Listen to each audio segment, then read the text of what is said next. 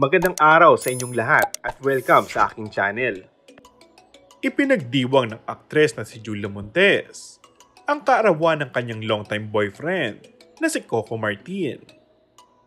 Sa Instagram post ng aktres, ipinasilip nito ang isang video ni Coco kung saan makikitang tuwang-tuwa ito.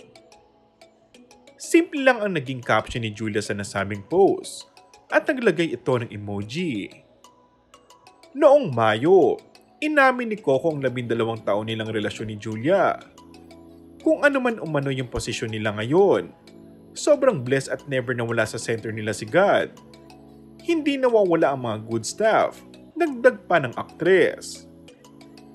Samantala, kamakailan lang ay umaapaw sa galak ang puso ni Julia Montes sa tagumpay ng pelikulang pinagbibidahan nila ni Alden, ang 5 breakups in a romance.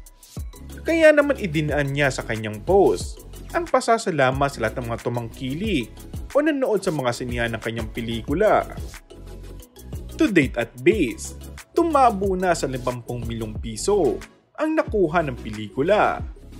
Isang maliwanag na panunupalpal ito sa mga nagsasabing si Save lang ang project.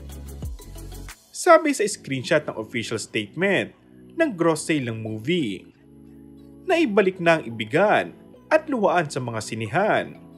5 breakups in a romance has reached over 50 million. Taos-pusong pasasalamat. And that's all for our today's video. Kung bago ka lang sa aking channel ay mag-subscribe at pindutin na rin ang notification bell. Maraming salamat!